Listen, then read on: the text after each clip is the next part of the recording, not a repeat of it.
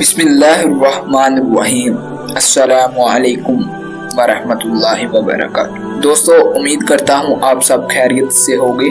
آج دوبارہ ایک سبق آموز کہانی کے ساتھ آپ کی خدمت میں حاضر ہوں۔ ویڈیو کا باقاعدہ آغاز کرنے سے پہلے آپ سے چھوٹی سی درخواست کہ اگر ابھی تک آپ نے بلال حسین اسلامک چینل کو سبسکرائب نہیں کیا تو سبسکرائب کیجئے اور ساتھ میں دیے ہوئے بیل آئیکن کو ضرور کلک کیجئے۔ ناظرین، بڑھتے ہیں آج کی ویڈیو کے ٹاپک کی طرف۔ کیا آپ نے کبھی ایسے بادشاہ کے بارے میں سنا ہے جو اپنے طاقت کے نشے میں اتنا اندھا ہو گیا کہ خود کو ہی خدا سمجھنے لگا؟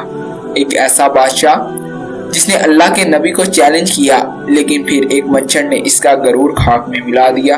ہم بات کر رہے ہیں نمرود کی۔ آج کی اس ویڈیو میں ہم اس کے عروج و زوال کی مکمل داستان بیان کریں گے۔ سب سے پہلے دوستو جانتے ہیں کہ نمرود کون تھا۔ نمرود بن کنعان ایک طاقتور بادشاہ تھا جو کہ بابل کی بڑی سلطنت کا حکمران تھا۔ کہا جاتا ہے کہ وہ حضرت نوح کے بیٹے حام کی نسل سے تھا۔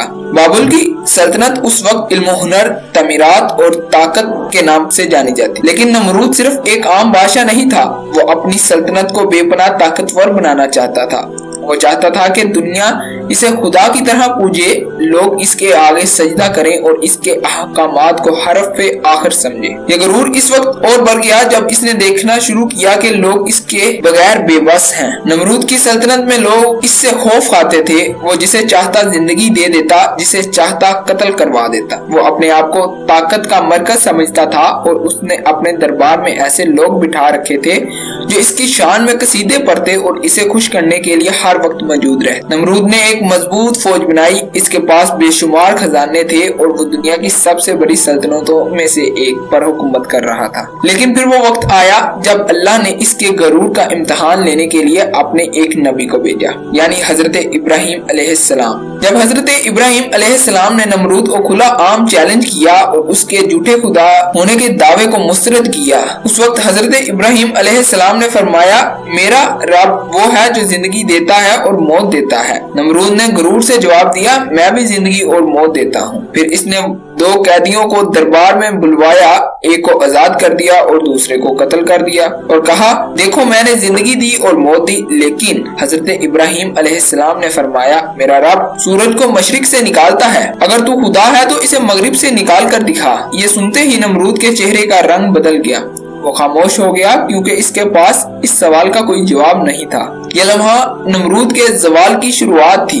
نمرود نے حضرت ابراہیم سے شکست کھانے کے بعد ایک اور احمقانہ قدم اٹھایا۔ اس نے حکم دیا کہ ایک بہت اونچا ٹاور بنایا جائے جو آسمان تک پہنچ سکے۔ وہ چاہتا تھا کہ وہ اللہ تک پہنچ کر اس سے جنگ کرے۔ یہ ٹاور ہزاروں مزدوروں نے بنایا اور جب یہ مکمل ہوا تو نمرود نے اپنے فوجیوں کو حکم دیا کہ وہ اس پر چڑھ کر تیر چلائیں۔ روایات میں آتا ہے کہ جب نمرود کے فوجیوں نے آسمان کی طرف تیر چلائے تو اللہ نے ایک معجزہ دکھایا۔ ان تیروں پر خون لگا کر واپس زمین پر گرا دیا۔ یہ دیکھ کر نمرود اور اس کے درباری تو بہت خوش ہوئے اور سمجھنے لگے کہ انہوں نے واقعی اللہ سے جنگ جیت لی ہے، لیکن اصل میں جنگ ابھی باقی تھی۔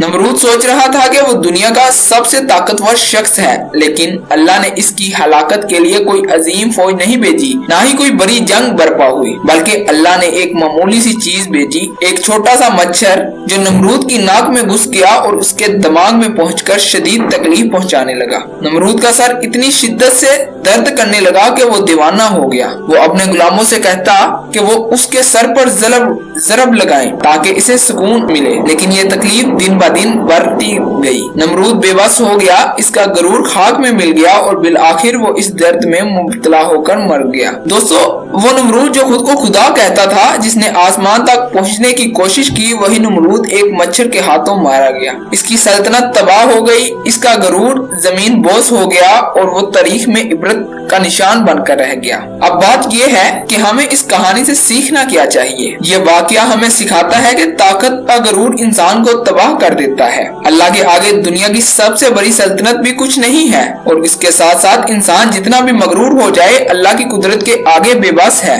دوستو، امید ہے کہ آپ کو یہ ویڈیو پسند آئی ہوگی۔ اگر آپ چاہتے ہیں کہ ہم مزید تاریخی اور اسلامی کہانیاں آپ تک پہنچائیں تو ہمارے چینل کو سبسکرائب کریں، ویڈیو کو لائک کریں اور اپنی قیمتی رائے ہمیں کمنٹس میں ضرور دیں۔ ملتے ہیں اگلی ویڈیو میں، تب تک کے لیے اللہ حافظ۔